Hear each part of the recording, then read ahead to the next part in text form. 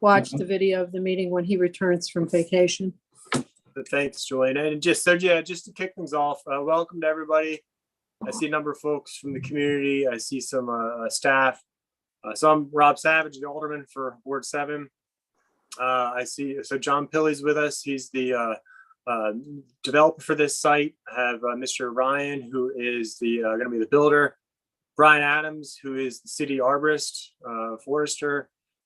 We have Jackie Rouse, who is the city planner.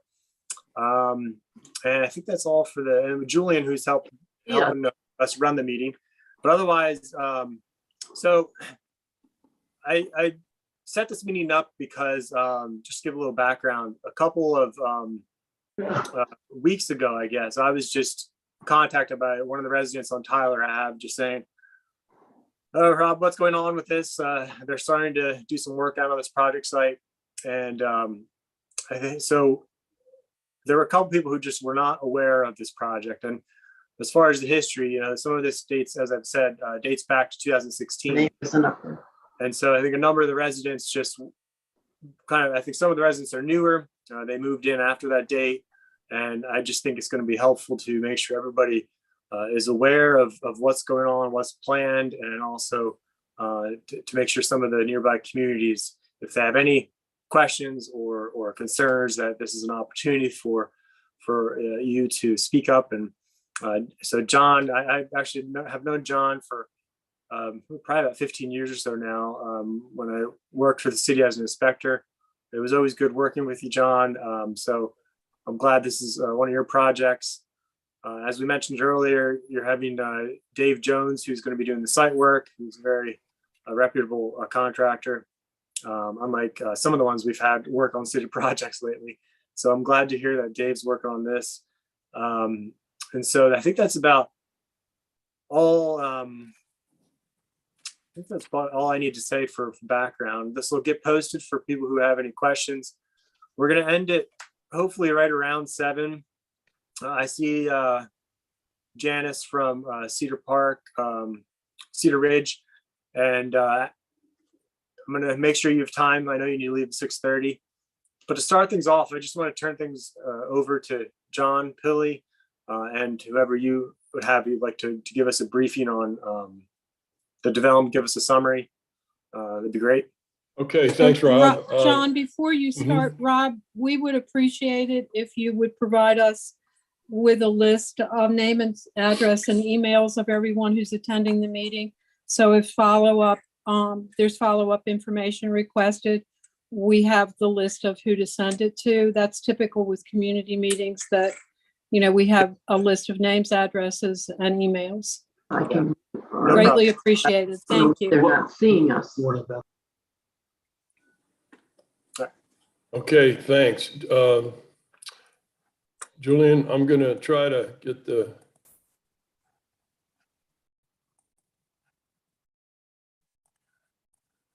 are we looking at the site plan, folks? Look good, John. You have to excuse me. This is the first time I've done something like this. So if I mess up, we got Julian here to help us out. He's the IT guy for the city. But anyway, thanks for coming to the meeting, folks. And Rob, thank you for setting it up. And Jackie for attending. I appreciate it. My name is John Pilley. And as Rob said, I've been developing in Annapolis since the mid-1990s. I'm currently now living in Wilmington, North Carolina. And this is a project that I've had on the books and in the works for quite a while. And we're finally getting to the point where we're gonna get started. I'd also like to introduce Jack Ryan. Wave, Jack. And he is with Ryan Development. He and his father and brother run it. It's a development and home construction company, and he will be the builder on this project. I'm going to get the roads and all the infrastructure delivered to them, and then they're going to start the construction of the homes. And when I'm finished, we'll let Jack have a chance to show you the homes that he's proposing here, and we'll be happy to answer any questions you have. Brief history on the project. We started this in the mid 2000s, and I had to assemble 5 different parcels to kind of make this, and it's an irregular shaped piece, but it's a whole lot better than when we started. We had things, it was a tough little piece to put together. Took a while to do that, and then as we were getting close to approvals, the recession of 2008 hit and the housing bubble burst, and this project all of a sudden became put on the shelf until the economy recovered.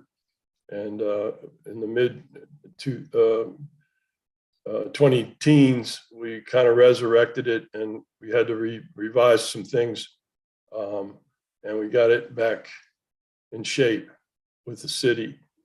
Some of the highlights of the project are, well, first of all, when we kind of assembled all the property, it's zoned R2, and I think we could have done about a 20 lot subdivision in here. It would have been absolutely the wrong thing to do, and that's why we didn't do it. So right now we have, it's like 3.5 acres, and we've got 12 lots.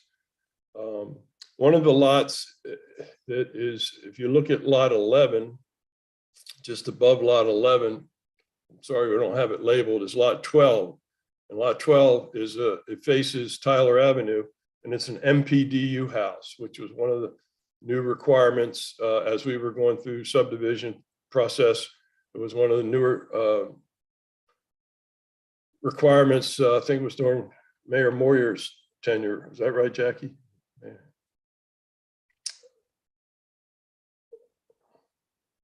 I'd have to double check the exact date that we passed. We were one of the first legislation, but- MPDU houses to be kind of put on. That would be correct. Project. Yes. So and that house has been built and delivered, and there's a young lady living there, and she's been there for about 5 or 6 years now. So that leaves us with 11 lots to be built, or 11 home sites to be built.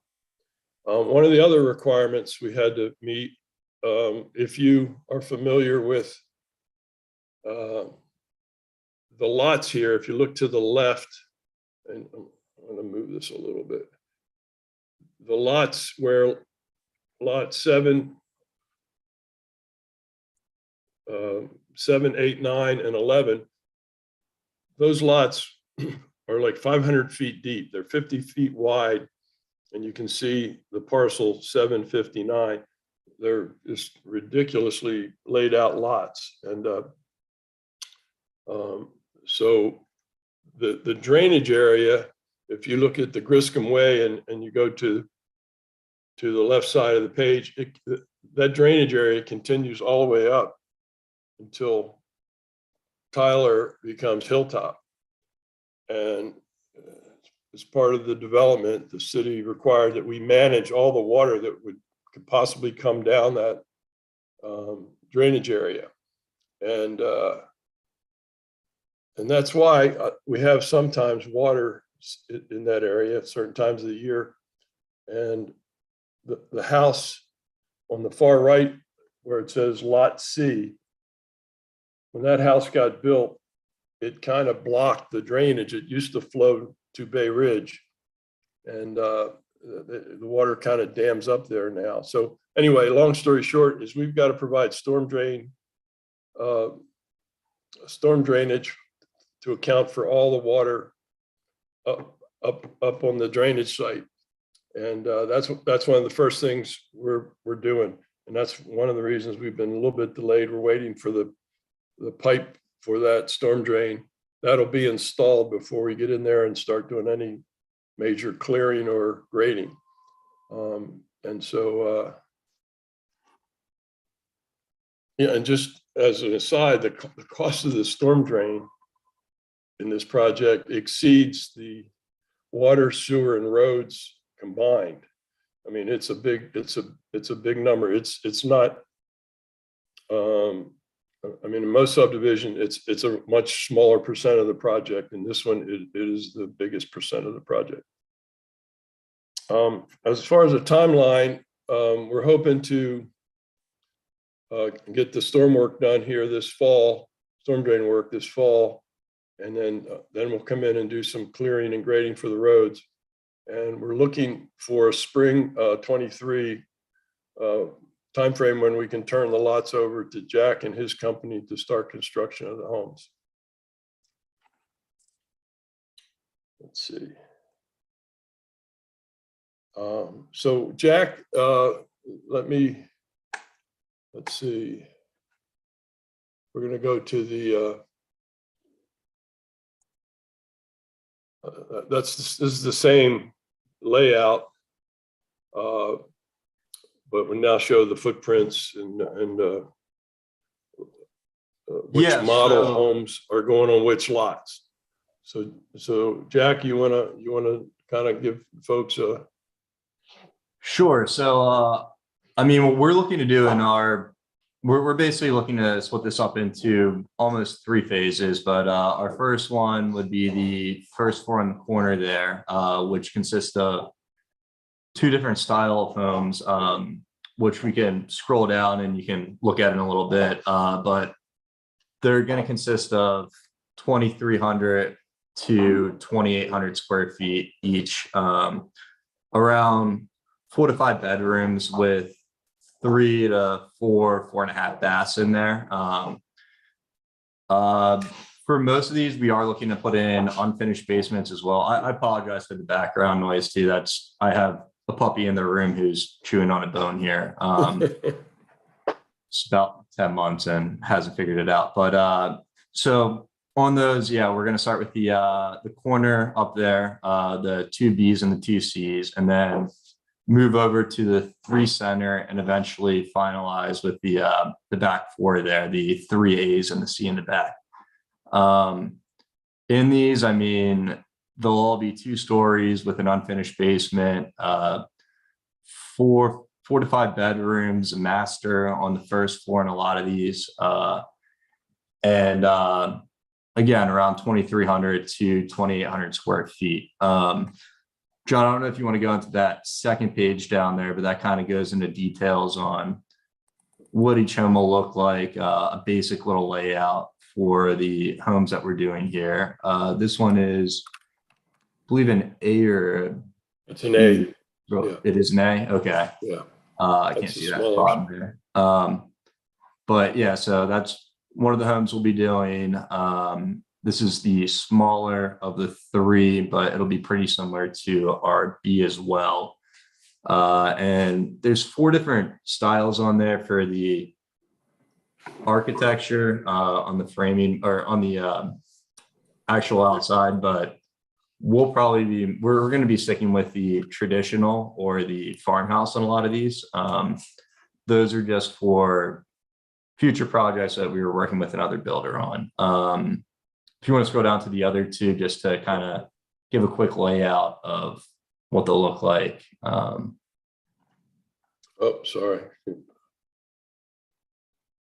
we go. Sure. I mean, as you can see, yeah, and then the next one, each one will have a garage. It's pretty standard. Not a huge backyard out there, but I mean, this is essentially what we're looking to do. And then, as John mentioned, we'll just be mostly working on the vertical construction out here.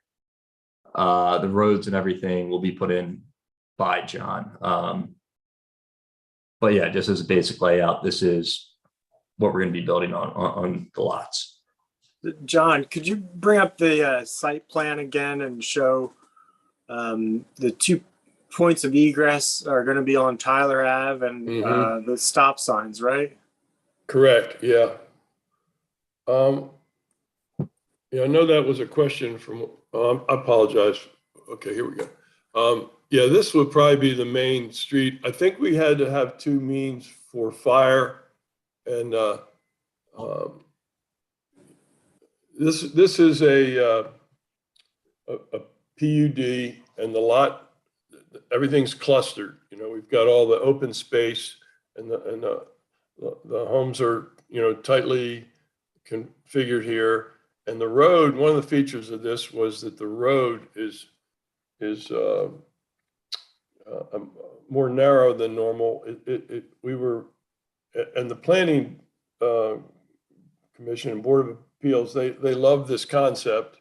It's I don't know if anybody's familiar with Quarter Landing Road, but that became kind of the model for this. So you can see we have some parking spots for visitors, and the idea would be that there's no vehicles parked on the street here, and so that was the reason for the two entrances. I think the folks will come out the Hopkins Street, obviously, to get away from the corner, because, you know, the red light there backs up at times, and but that was the reasoning behind the layout.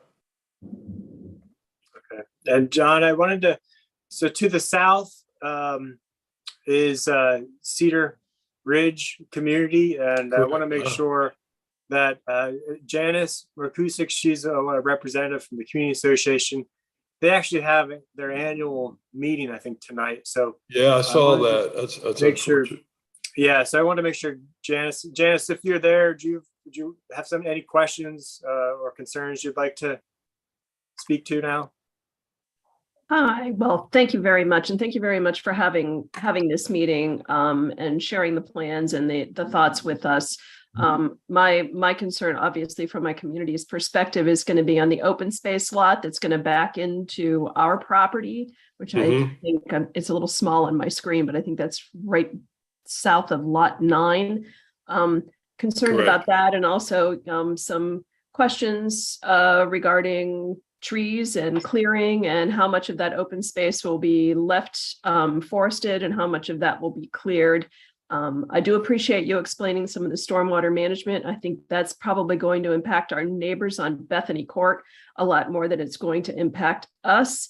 Nevertheless, it's kind of my profession, so I am interested in that as well, and we'll take a closer look at your design plans with respect to the stormwater management. But if you could speak just a little bit about the clearing, tree removal, tree retention, and I'm sorry, I'm probably skipping way ahead in your presentation, and I apologize for that, but a little bit also about any type of plantings that you'll be doing with the development. Well, thanks for the question, and no, this is a good time to talk about it. That open space B, can you see that? It's real big on my screen. I don't know what it looks like on yours, but just below lot 9, nothing will be disturbed in there. In fact, that stays up.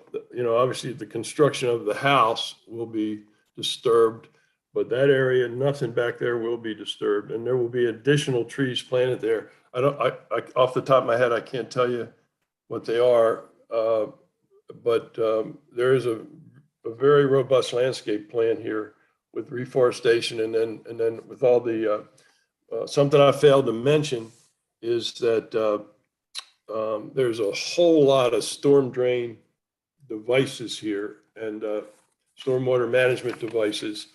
And Rob, you might be able to elaborate on this better than I can, but none of the water on it hits the surface will run off anywhere. It'll all be collected and then piped into storm drains, which run out in Bay Ridge Avenue.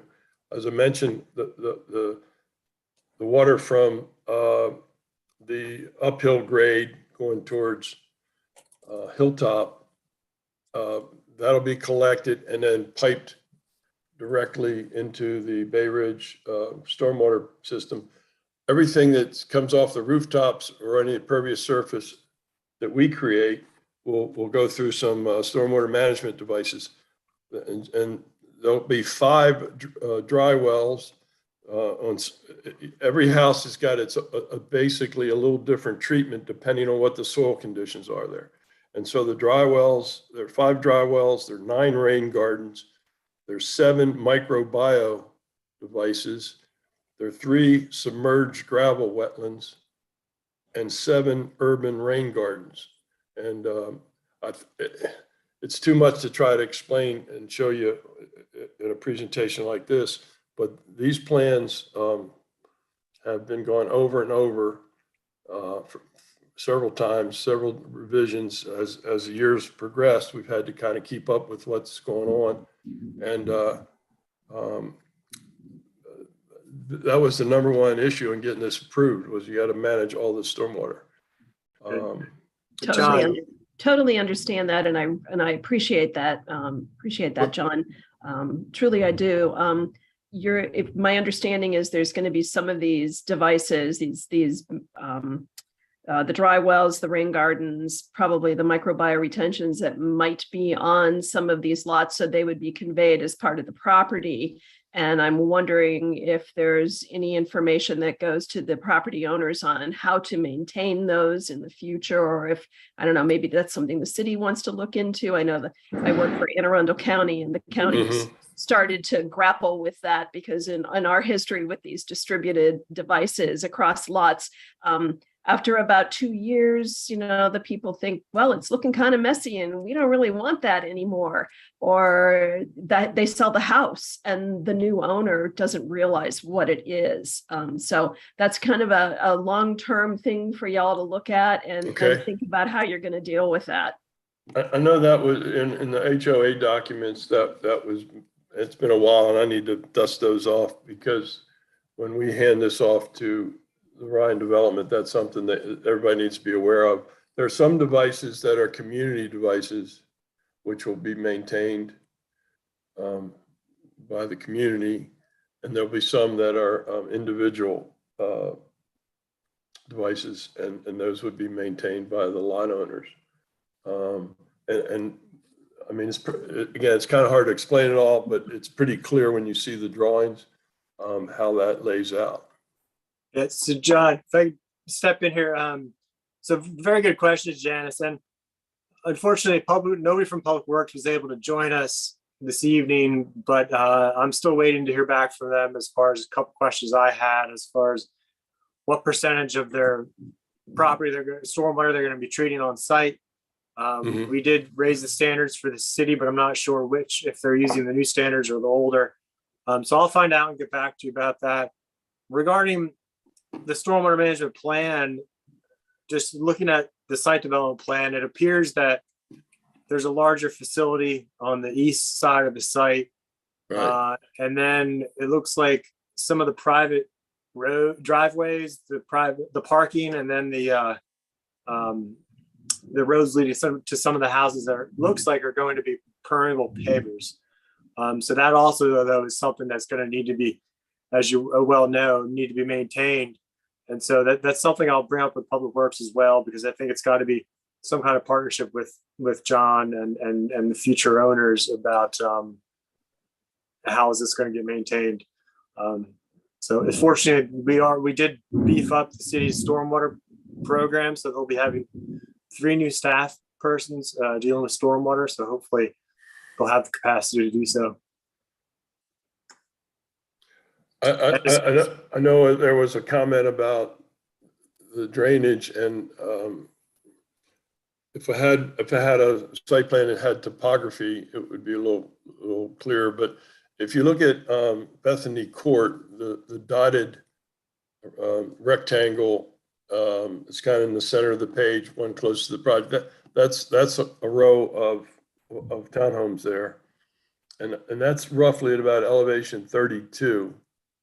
And currently, where the low spot is on the property is around elevation 26.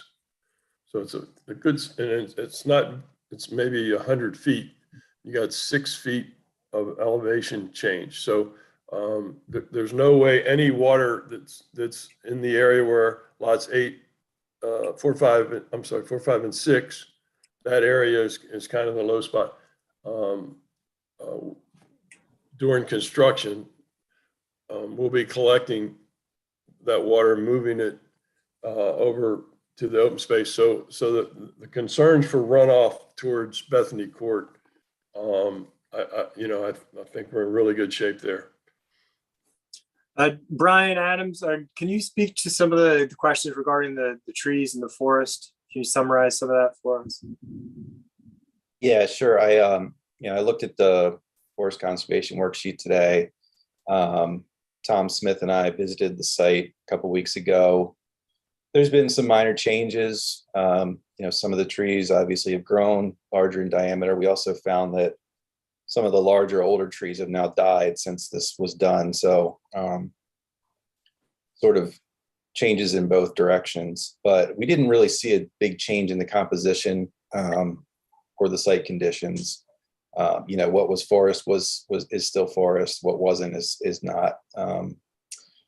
Just looking at the worksheet, they were clearing 0.56 acres, and their planting requirement is 0.67 acres.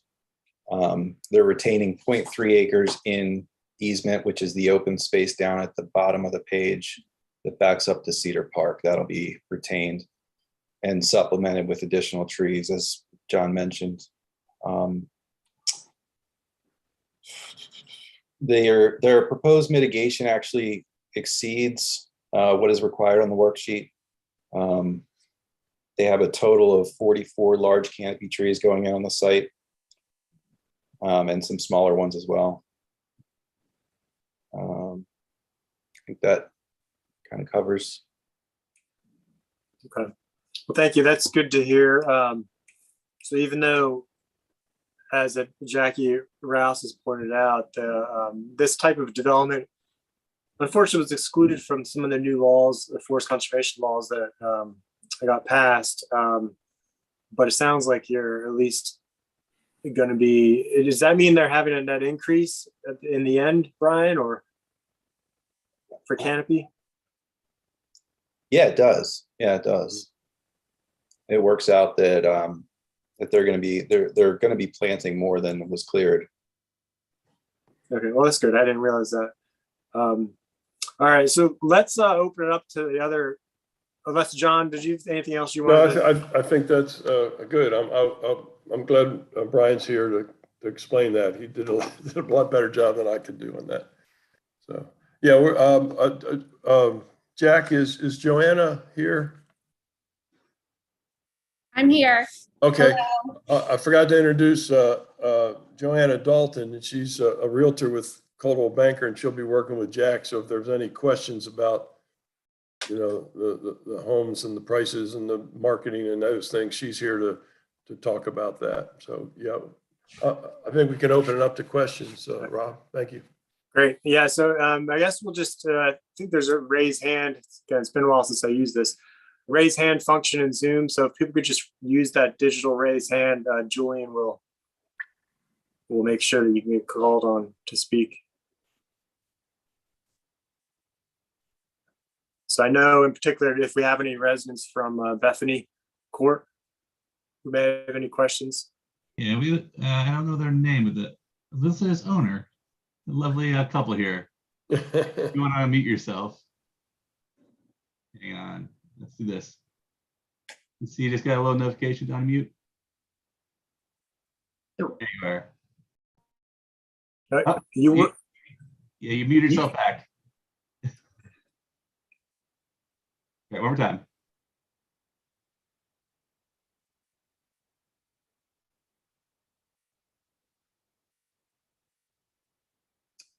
Okay.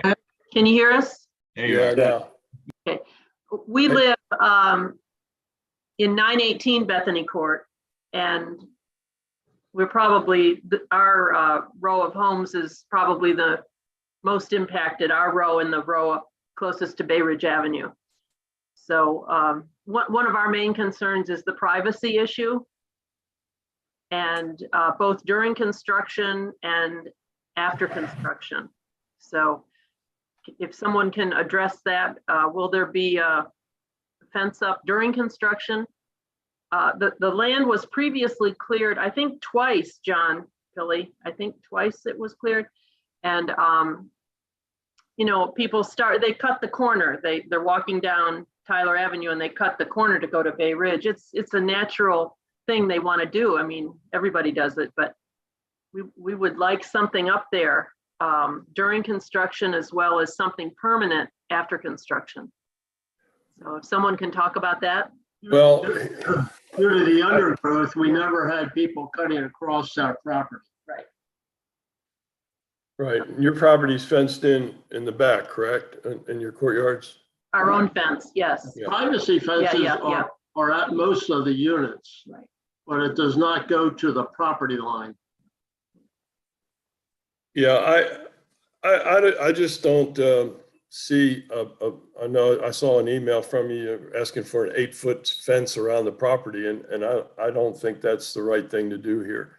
During construction, we're gonna have a silt fence up, which is not a huge barrier, but I would like to see that we have a problem before we try to address something. One of the things, after the project's gonna help you, Rini, is gonna be, if you look on the drawing here, you see where it says Bay Ridge Avenue. We're Yeah. putting in a new sidewalk there.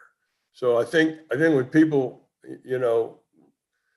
would walk down to the corner, there's no sidewalk there currently. You gotta walk in the road, and it's a really busy little corner. So that's gonna help with people. I mean, it would be almost shorter to go around the corner than to cut across and work around everybody's houses here. Well, I think guess also, when people are in here, living here, there's going to be less of that going on as well. But we're certainly, we'll work with you and keep an eye out on this. But right now, I mean, a fence to me is the wrong thing to do here. And to the Cedar Ridge folks as well, because I think there might be well, Cedar Ridge has a split fence. rail fence there now, right? No, there's no fence there. There's a short split rail, but Cedar Ridge, there's a solid fence between Bethany Court and Cedar Ridge right now. There's no, but John, I think when people see that Hopkins Street, they're going to turn there and come right through Bethany Court. I just suspect that will happen when they see that nice paved Hopkins Street. And here they come right through our lawn and up onto Bay Ridge. So I think it's something we need to discuss. Martha, do you agree? Martha? Yes, yes. Yeah. And I would like to keep it as an open item. Okay, I'm going to do that if it does become a problem. And I know we didn't really clear this. What we did was just cut some of the underbrush a couple of times, just so we could kind of get back there and get surveyors back there and engineers. And it did change the character of that once we did that. But again, right now it's a perceived problem. Let's see if it becomes a problem, and then we can kind of figure out a way. Maybe there's a way to do it with landscaping, or But John, if it did become a problem, and it's my understanding you're going to put all the infrastructure in and get everything ready for the homes to be built, right? Mhm. And then Ryan Development's going to go in and build the homes, and then you're going to turn it over to the HOA, right? Once all the Right. homes are built, yeah. Of So course, we yeah. would, we would have to work with the HOA if that was a problem then, correct? We wouldn't. So do people cut through the other way? Do they come in your court and your parking lot and cut through? go They out to don't. Tyler? They don't now.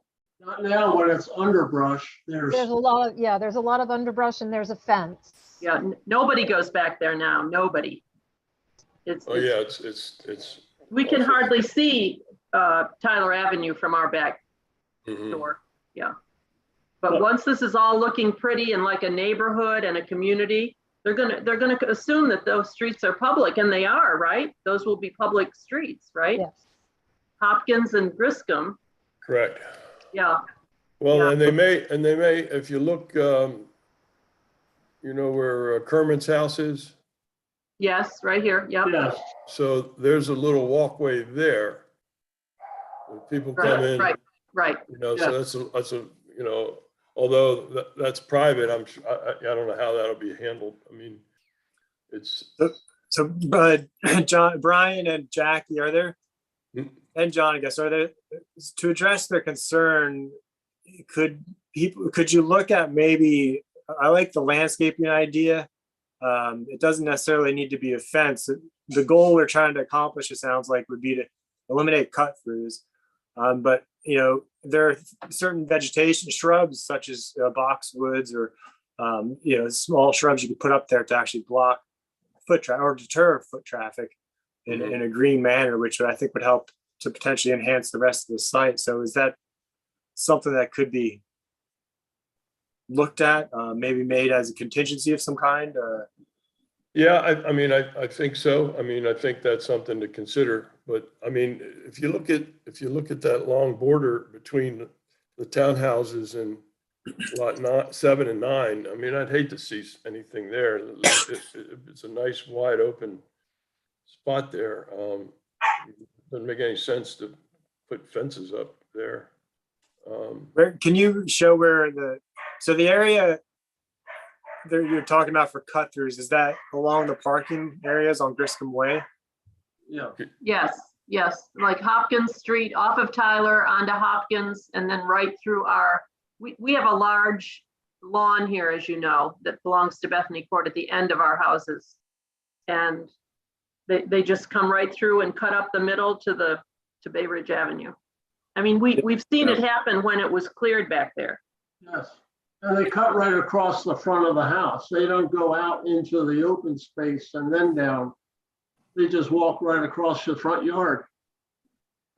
Can someone address the landscaping plan for the border of Bethany Court and Griscom Way? And I mean, what is planned to go in there? I see there's parking that comes right up close to the line, but that'll be hardscape, right?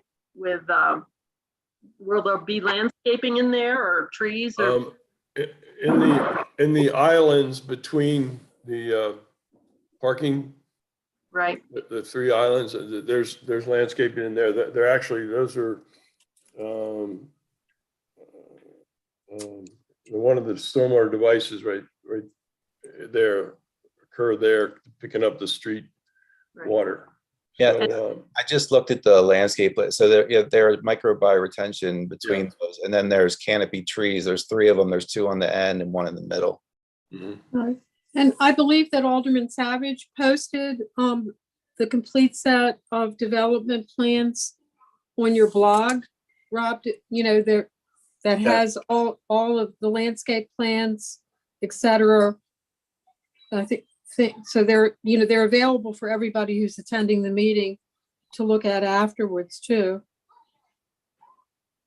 Well, Martha, how do you feel? I don't know who else is on here from Bethany Court tonight. I can't see, but I think it could be a problem. I would expect it to be a problem. it So definitely needs to be an open item. Or something, Yeah. that'd be I have a great. question about the pathway through there. So if you go out to the site, is there like a path worn through the, No.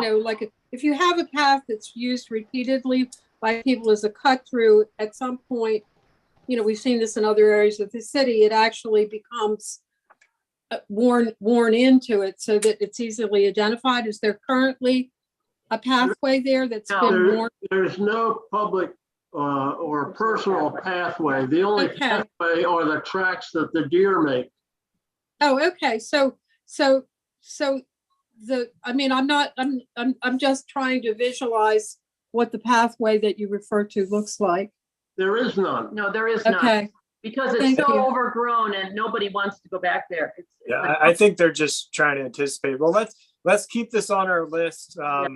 If folks could just put your heads together, see if there's something you might be able to do to help address this concern either now or in the future. I want to make sure we have time to get to some of the other points, but and even if we need to schedule another meeting specifically with Bethany Court, we can do that. But I guess give us some time to staff time and John to see if he can come up with any kind of alternatives. Okay, so one thing, Rob, that would have to be evaluated about making modifications to the landscape plan is there are a number of utility easements not on, that are on the periphery of this property along, Cedar, I think believes that there are a number actually abutting Cedar Ridge as well as Bethany Court. And, if we're doing more planting there, we would have to really think about that whatever is planted not impacting the existing utility easements. Yeah. And you also cannot put a fence across the utility easement either. Well- That's not allowed. So those are Well, considerations, just so that people Yeah. are aware of them. Yeah, and it depends if I've seen fences put over easements because it depends on if you consider them permanent or temporary. But in any case, Well, we can you talk have more to about have, that. you have to 'Cause have some kind of special agreement with the Yeah, city and in that's- order to do that. It's something we might need to do. But I do see there's storm drain going the entire Right. perimeter of the property. So yeah, Right. you won't be able to put trees there necessarily. But in any case, let's keep this on the list. We'll talk more about it. Is there anybody else from who would like to ask a question or comment? Martha, should we- your hand raised. You have another question? Is there going to be a traffic light at either the end of Hopkins or Griscom Way as it dumps out into Tyler? No. No, okay, so no traffic lights. So, and then my other thing was, so again, thank you, John, and everybody for being on and doing this. Greatly appreciated. I just wanted to go back to the point about when you do rain or stormwater management through landscaping like you guys are doing, which is fabulous. We had that on the sort of south corner of Bethany Court. It was from 909, which was furthest into Bethany Court. The water, it was a swale behind those 5 units that was supposed to run down to Bay Ridge to 901. And several of those townhomes re-landscaped their backyards and messed up that entire stormwater management thing. So 909 really suffered for that. They ended up putting in a dry well. I think it's what it's called. They dig a big hole and fill it with rocks. But just to the point that someone made earlier about having it be part of the landscaping, making sure that it's in the bylaws or the HOA knows about it so it doesn't change. So no traffic light. And I think that's really all I have. Is there anything that shows what kind of trees and shrubs are going to be planted? Yeah, there's a real detailed landscape plan. And as Jackie mentioned, where can they find that, Jackie?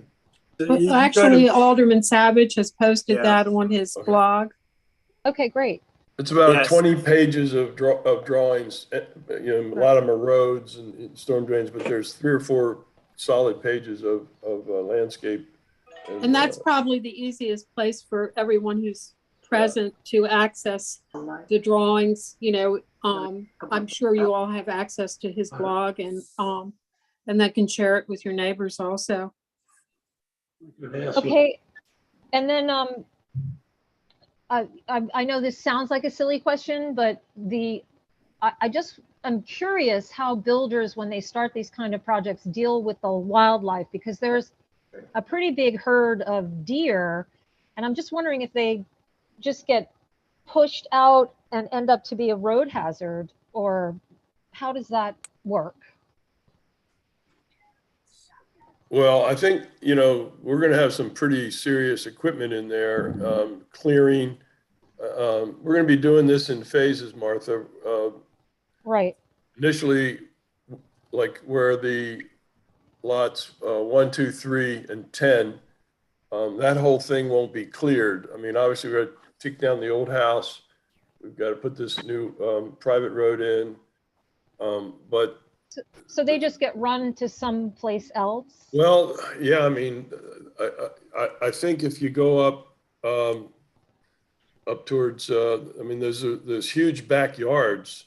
Right. And I don't know, what's behind there, if they're wooded or just field or, I know some of them are cleared all the way down to Most of them are clear. Yeah. but, I don't know, that's a good question. I mean, but by the time the building starts, I mean, there's been so much disturbance in there with all the underground work and the roads that I think they would Right, I just- migrate to the west here.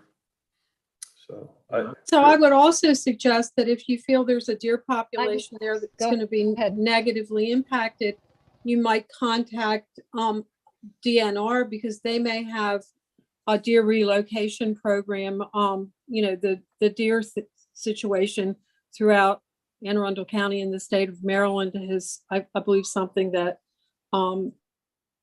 they've instituted management practices about.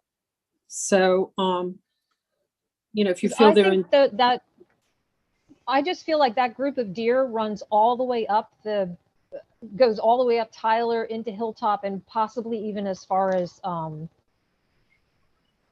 Forest Drive. right. I don't know what the so- deer management plans are that DNR place. Rob, do you know Okay, anything I about? just would hate, Well, I would the- hate to see them crash into cars. That's, Right. But the deer, they walk this whole corridor, so folks are aware. Because I live Right.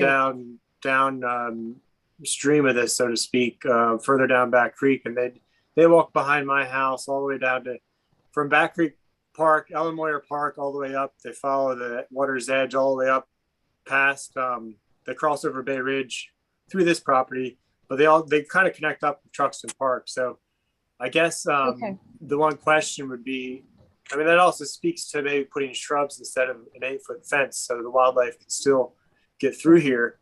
But I guess that also, did you have that aerial you can show of the green space at the end, John, which kind of shows that if it can kind of show if the deer and wildlife are going to have a way to get through the property or not. I mean, there was the open space to the south, I guess, next to Cedar Ridge and Bethany. I don't know how wide. Is there a green space on any buffer on the perimeter that Brian or Jackie that you're aware of? Is there any, what, excuse me? Like a forested buffer on the perimeter, the corridor, or anything like that? Not sure. No, I No, this, think the houses come pretty close to the property line. right. Yeah. We're just gonna cut right down this.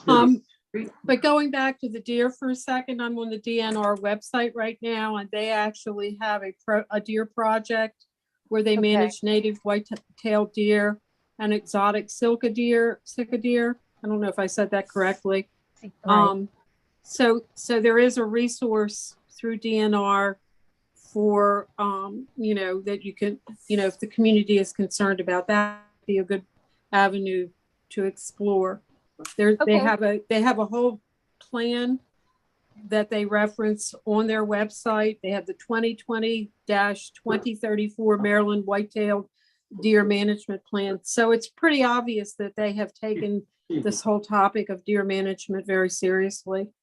All right, DNR it is. And I guess And- I said, John, I don't know if you have any other images of the project. I don't know if you'd be willing to put anything else together that kind of shows some of how it's going to look with the final landscaping. Might give people an idea of as far as wildlife, but that could be something we can add to our list to talk more about with staff if there are any slight adjustments that might be able to be made to allow for a wildlife passage through the area. And I don't, one more question on the streets. Are they, is that a two-way street or are you going to do a one-way? it's two-way. It is two-way, okay. It's two-way. I remember when we were talking, we were going through the planning process, the Griscom Way Street, which is closer to the intersection, we talked about making that a right turn only. But Oh, okay. in reality, the people that live there are going to go up Hopkins to turn left. They're not going to want to get caught up in the traffic so close to the light, So I think naturally they're going to go that way to turn left. As you all know, Yep, that certain makes times sense. of day it's better or worse than others. So people, I think once they get in there, will learn the kind of routine that they need to work with to get in and get out of there. But Well, will there be any kind of a merge lane between the two travel lanes for them to get into and work their way over, or? no, there's really not enough travel area to do that. No, I mean, once they turn on to Tyler, You mean turn left on or turn right? turn left, would there be like a no man's land corridor where they could go halfway and then get the rest of the way? Like a middle lane. Yeah, Right. But Is that what you're asking? well, that yeah, would, that would need to be looked at more, because if you add that, you might need to remove parking on Tyler Avenue, which I know is restricted as it is. So, but that does raise, I want to make sure that, are there any folks from Tyler Avenue who may have questions? I know we've heard from Bethany and from Cedar Ridge. Anybody from Tyler who wants to speak up? Rob Tufts. Yeah, Rob, thank you, Alderman Savage, for organizing this, and I appreciate John and the individual from Ryan Builder, as well as all the staff, especially the staff. Thank you so much for taking your time this evening. I know it's a somewhat thankless job to have to spend your nights dealing with citizens like us. But we do appreciate it. So thank you, staff. So I have a concern, and then maybe some comments that are just going to go into the ether, because there's nothing anyone's going to be able to do about my comments. My first concern is I'm at 1012 Tyler, directly across from Hopkins Street. Hopkins Street is now going to turn my driveway into a 4-way intersection, more or less. So that sort of bothers me right there in terms of traffic. And me, it's difficult enough trying to get out of our driveway, under normal conditions on Tyler. And now we're going to have, roughly 22 something cars exiting out of Hopkins Street, directly across from my driveway. So that's my concern. My comments are just, and I know there's nothing anyone can do about it, but it's this zombie project, right? Like, we bought this house just 2 years ago. And there's other folks along here too that have just bought their houses recently, because all these houses along Tyler were built by the Gordons, and they were all rentals until about four years or so ago. And so there was no residents here to really stand up and give input about this project that was going to directly impact them, because it was all rentals. So, don't know what to do about this, and these zombie projects that just kind of go on, and then just suddenly appear out of nowhere. My other concern is $600,000 houses are the last thing Annapolis needs. I don't know if either one of you have actually walked down Tyler Avenue or walked down Bay Ridge and has seen the composition of our community and seen the composition of our neighborhood. We're not 5-bedroom, 4 bathrooms, unfinished basement community, right? We're modest ranch homes, split levels up Tyler Avenue, even across the street in that neighborhood to the east of us, to the east of Bay Ridge, right? All those homes are relatively modest ranch and split level homes. Bethany Court, townhomes, right? Cedar Ridge, low slung, townhomes as well. And now you're plopping $600,000, farmhouse style homes amongst this community.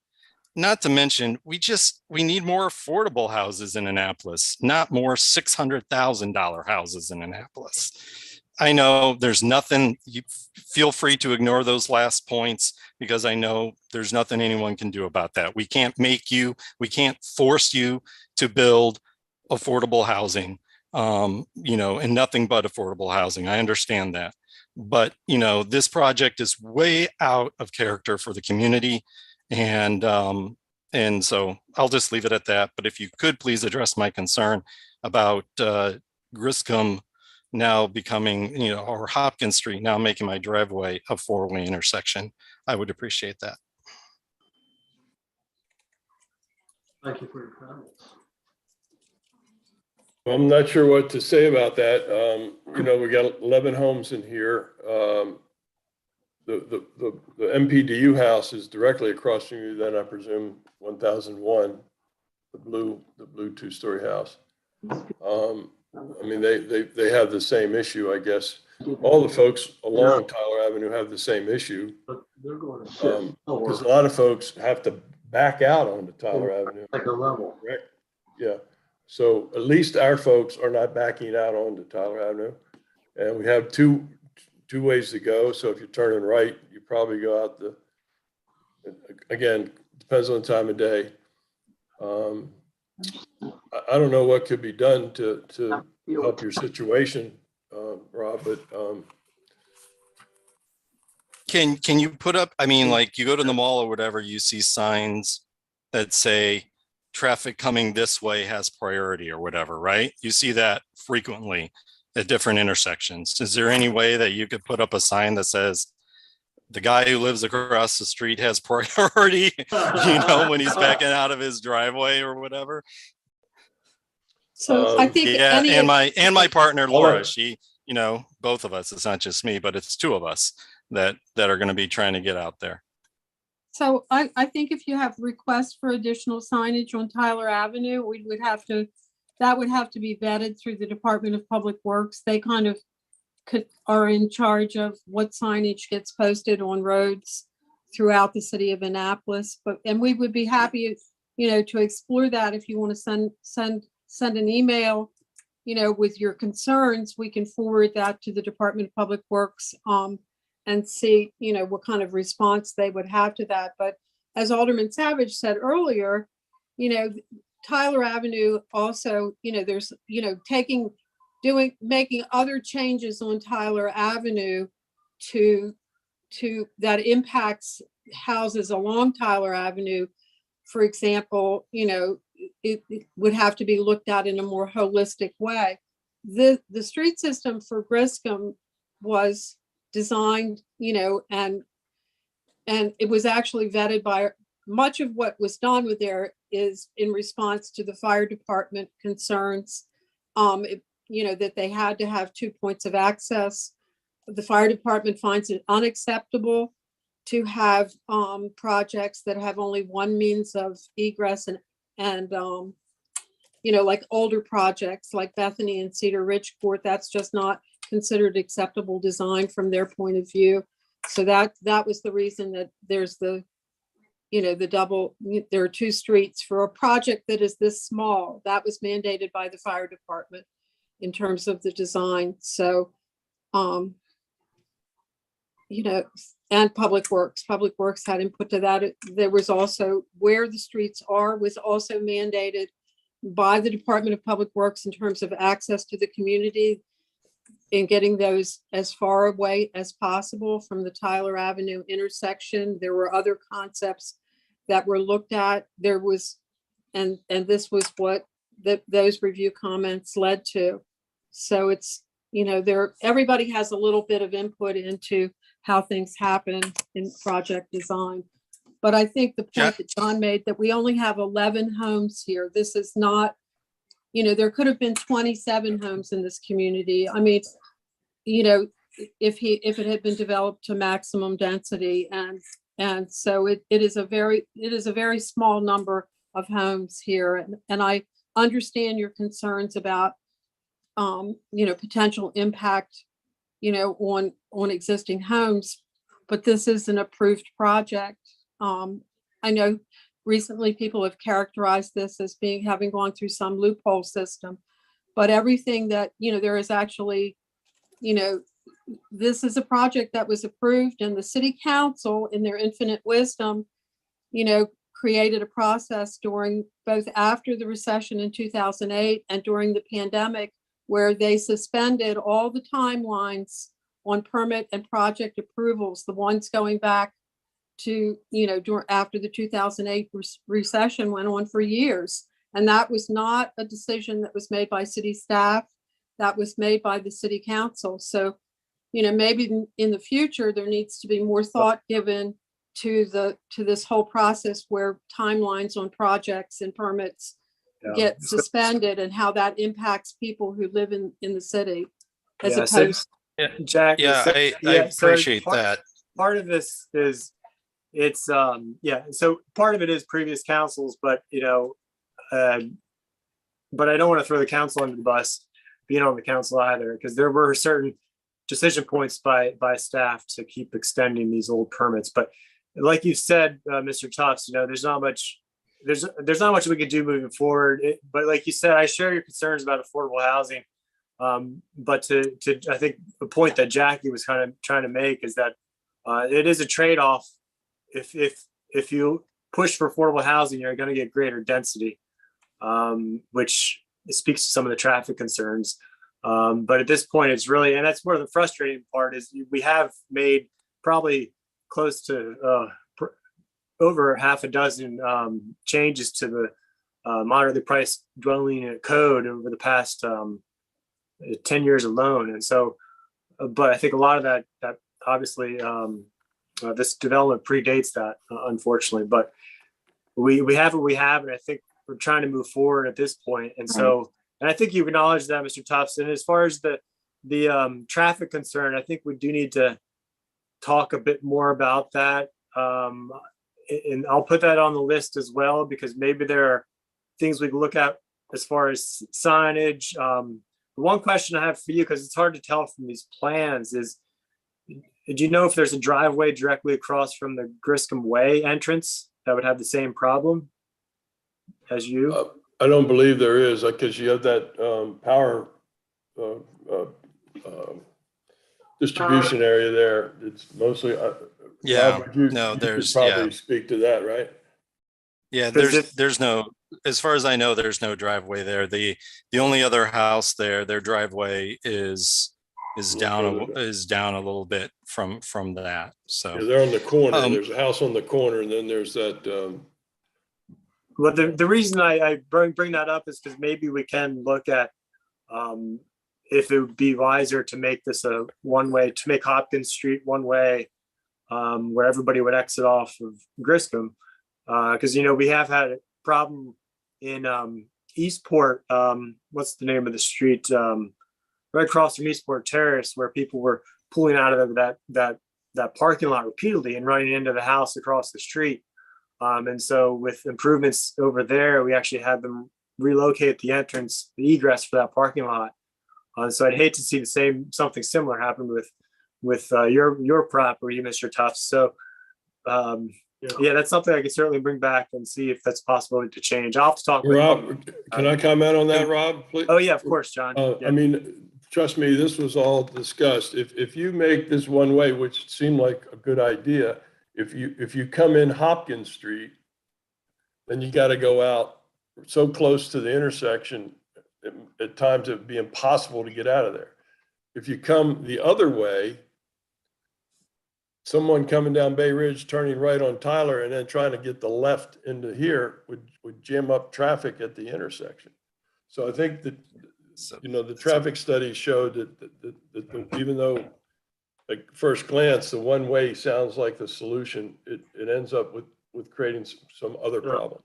So anyway, that's okay. Just one last comment about the traffic, and then I'll step aside. I also want to make sure people are thinking about the bicycle lane that's there, right? In terms of the traffic turning on and off of Tyler, there is a bicycle lane there, and I think we definitely don't want to create a situation where traffic coming in and out of Griscom blocks that bicycle lane right there before that intersection. I just think it's important that we consider all modes of transportation as we talk about traffic coming in and out of the project. So, but once again, thank you all so much for your time, and I appreciate your consideration.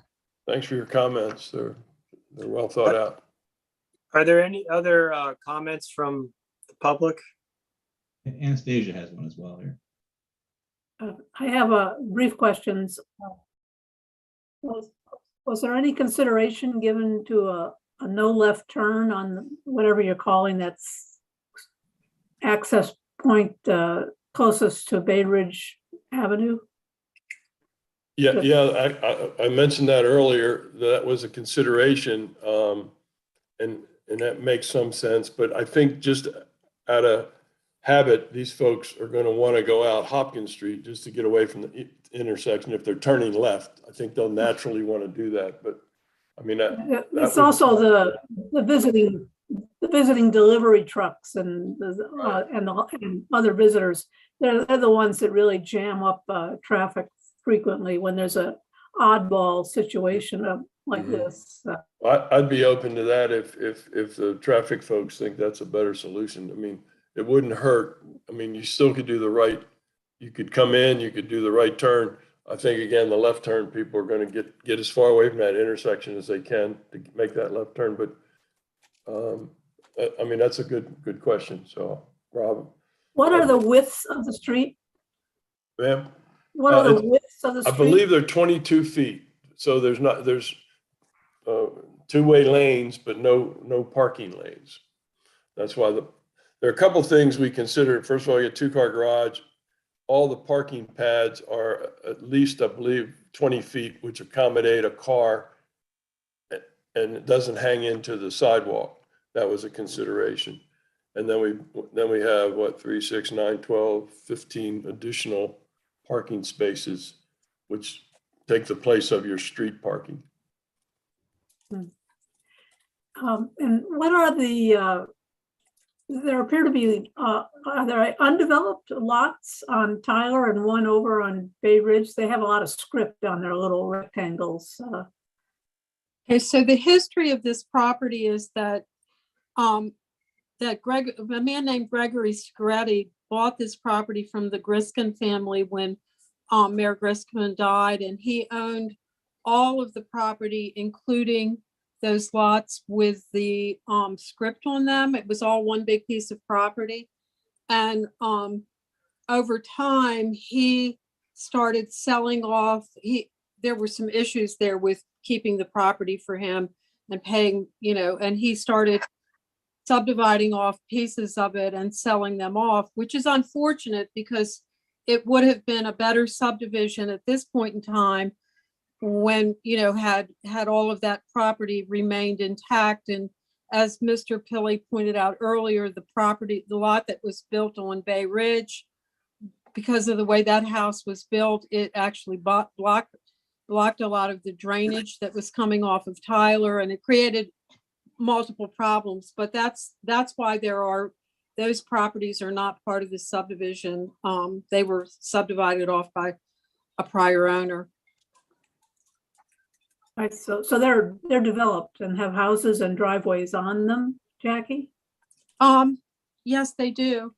If you look at, the best way to view this in a way that you can understand that is actually to go to Google Maps and look at the aerial view in Google Maps, and then this property is in Google Maps will show up as being largely covered with trees, but you will be able to see where the existing houses are that on the property. You'll be able to see how the Bethany Court townhouses and parking lots and all of that relate to this property.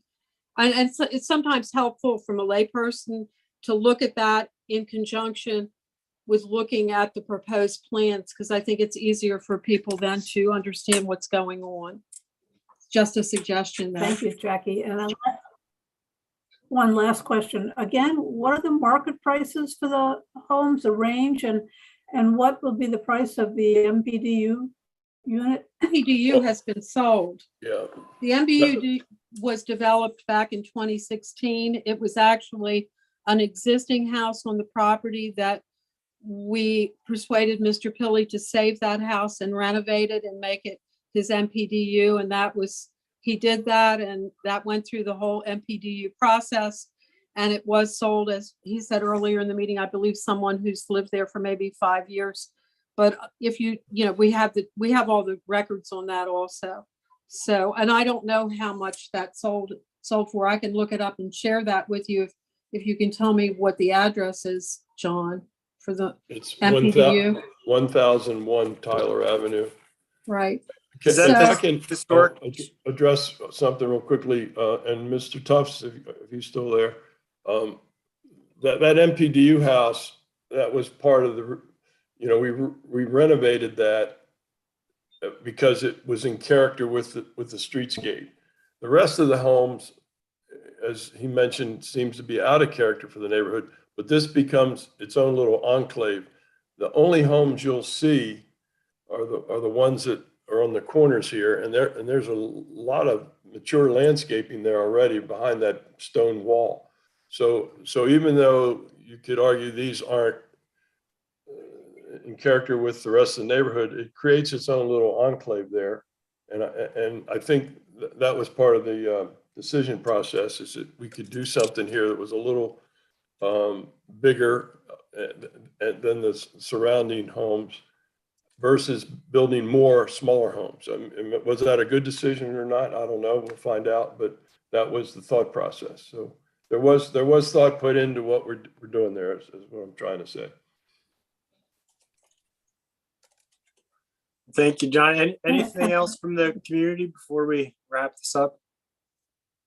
And the market price, Mr. Ryan, or who? Jack, are you Yeah, sure? so the market price right now, I mean, currently we're looking at around, lower mid 700s, just with the way materials been, but honestly, in the next few months, that could change. Everything in the housing world has been all over the place recently, from appliances to wood. So we're really still trying to figure out what the market's going to be like 4 months from now in terms of our material cost. I don't know if you've looked at lumber indexes or anything, but everything's gone up 200 to 300% in the last year or two. So it's been really tough to come up with a hard number until we get kind of out of this COVID phase where we can have an actual, number from our different subcontractors and everything. But we're going to be very dependent. When we started this project, originally we wanted to be in the mid 600s, and just with the way our prices increased in the past 2 years, that puts us around the 7s. But again, in 4 months, just with the way it's fluctuated, that could easily change. So again, we are very dependent upon the market in the coming year to figure out what's going to happen in terms of lumber and metal, appliances, all of those things. It's just really tough. Yeah, thank you. I think I'm going to wrap it up there. If people have any remaining questions, please, you have my contact information. You can send it to me. I'll forward them along to John or staff, whoever is appropriate. And but as far as a summary and kind of action coming out of this meeting, I'm going to speak to Public Works staff about getting details on the stormwater management treatment as well as continuing education. I'm going to talk. I'm going to talk with hopefully John and also staff about the potential cut through mitigation to Bethany Court. And then the third thing is looking at wildlife impact. So maybe I think, John, maybe if you could just mention to Dave Jones about keeping an eye on that as they're clearing the site. If there is wildlife, they can always contact city staff, I think, to help mitigate that. Okay. But also just to have, I think if staff could take a look to see if there are any tweaks that might be able to be made to the landscape plan to help facilitate wildlife migration through the site. The fourth thing is traffic issues as far as with the egress, really and looking at the potential impact to homes across from Tyler. So I think there were some good ideas as far as maybe signage, and so that's something I'd like to see if staff and Mr. Pilley can look at more. So those are the four kind of things coming off of this. But I do want to I think this is good. I really appreciate you, John, you've been willing to do this. I know there's no requirement that you had to do this. I know you had your public meetings probably years ago, but I appreciate you coming out to join us virtually to talk to us about this. In my experience, and I know Anastasia can speak to this very well, but in my experience, development projects go a lot smoother when we have this kind of communication with the surrounding neighborhoods. And so I do want to thank you for that. And so with that, also we have time. This project, you haven't even really started to clear the site. So if there are small tweaks, we certainly have time. So I'm saying that for the community benefit. So with that, I guess I want to say thank you all, and we'll be in touch. Feel free to contact me if you need anything else. Rob, we Yes. would appreciate it. I discussed this with Mr. Laplace today, that any emails that you send requesting information from any of the departments in the city, may you see them so we can keep track of all of what's going on with various Okay. departments. I had a really hard time tracking down information from other departments that you've communicated with today to find out what was going on from their perspective. And then I finally figured out that you have two different email accounts that you're sending stuff from. And that was because I've talked to several Yeah. people who said, well, they found your email in their spam folder. Outlook doesn't really communicate always really well with Gmail. So, Okay. Well, yeah, Jackie, we can talk more about that afterwards. right. But we need to have copies of all the emails that you send, if you don't mind. We would really appreciate that. Yeah, I can see how that helped you coordinate. It helps coordinate and keep track of everything. We want this to be a good project, but we can't manage the project from a planning and zoning point of view if there's stuff going on that we don't know about. Yes, understood. That's a good suggestion. All right.